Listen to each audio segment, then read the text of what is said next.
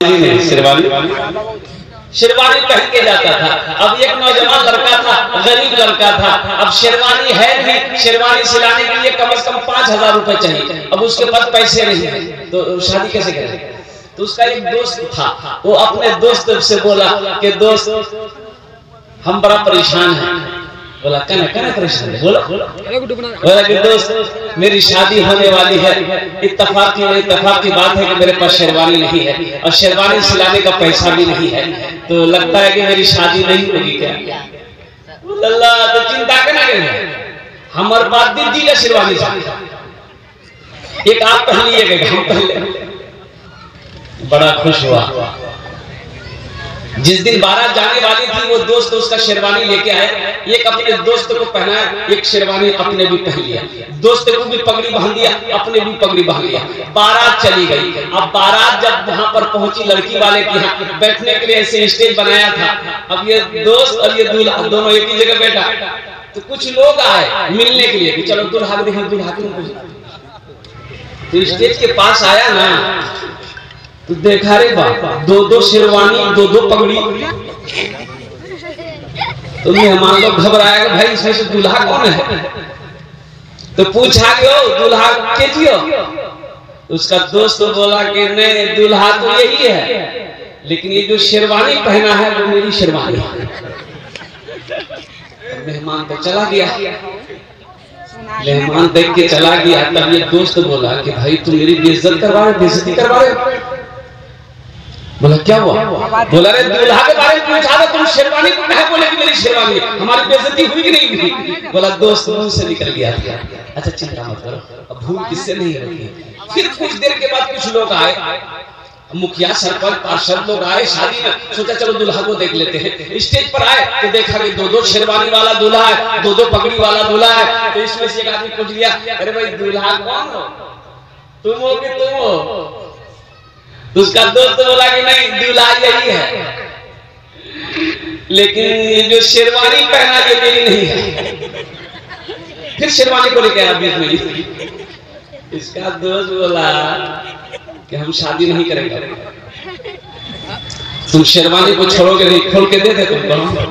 अरे दोस्त भूल हो गई। कुछ देर के बाद फिर कुछ लोग आए। अब आए तो भाई देखा कि दो शेरवानी, दो पगड़ी। तो पूछा कि भाई दूल्हा इसमें से कौन हो? तुम हो कि तुम हो? इसका दोस्त बोला कि नहीं दूल्हा याद, लेकिन शेरवानी बारे हमें कुछ नहीं बोल। इसका दोस्त बोला कि भाई समझ बात नहीं आ रही है, ये आदमी है कि घन चक्कर है। अरे भाई वो शादी करने दोगे कि शेरवानी खोल के दे? फिर कुछ देर के बाद कुछ मेहमान आए, दूल्हा देखने का शौक हुआ, वो स्टेज के करीब आया, पूजा देखा दो दूल्हा है, दो पगड़ी है, दो शेरवानी पहन के बैठा हुआ है। उसमें से एक आदमी पूछ लिया, ए बाबू दूल्हा के जाओ।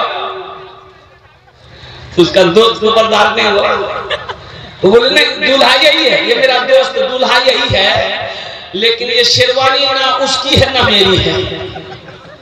उसका दूल्हा शेरवानी खोला भाई, दोस्त शादी निकाह मैंने करवा। मेरे भाइयों, मेरे दोस्तों, मेरे नौजवानों, मेरे बच्चों, ये देखिए ये असली जलसा सुनने वाला तो अभी आ रहा है। बैठ जाओ बेटा, वहीं बैठ जाओ। ये सब हमारा नौजवान है, अल्लाह इन्हों की उम्र में बरकत अता फरमा दे, आमीन बोले तो अल्हम्दुलिल्लाह। एक बात याद रखिएगा, वो कहानी सुने, वो कहानी आप लोगों ने सुना है कि नहीं सुना है? अंधेर नगरी चौपट राजा, टकासेर सोना टकासेर खाजा। सुने हैं? नहीं सुने हैं? एक गुरु एक चेला पहुंचा, वो उस इलाके में पहुंचा तो देखता क्या है कि बाजार में सोना भी 1 रुपए किलो और खाजा भी 1 रुपए किलो। तो चेला बोला गुरु से कि गुरु यहाँ क्या हो रहा? इतना सस्ता खाना, इतनी सस्ती मिठाई मिल रही है गुरु, सोना भी 1 रुपए किलो, मिठाई भी 1 रुपए किलो। तो उसका गुरु बोला कि यहाँ का हालात ठीक नहीं है, जल्दी भागो यहाँ से। तो चेला बोला कि नहीं भागेंगे, यही तो मौका मिला, हम बहुत पतला दुबला हो गए, खूब खाएंगे, खूब बदन बनाएंगे, अब जाइए। गुरु बोला कि बेटा सोच लो। बोला हम उसको चिल्लाते जा। गुरु चला गया, चेला खूब खाया, एक आध महीना रहा, ये फूल के मोटा हो गया। अब वहां का जो राजा था, बादशाह था, अब एक आदमी रात में चोरी किया, चोर पकड़ा नहीं गया। राजा फांसी का फंदा बनाया कि मैंने ये फांसी का फंदा बनाया है, पकड़ के आदमी को लेते आओ, जिसके गले में ये फांसी का फंदा अड़ जाएगा उसको फांसी पे चढ़ा दो, समझ लो वही चोर।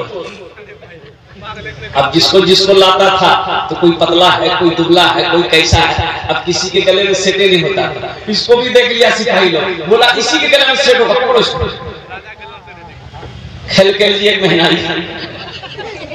पकड़ के लाया इसको, इसके गले में फांसी का फंदा फंसा, सेट कर दिया। बोला यही चोर।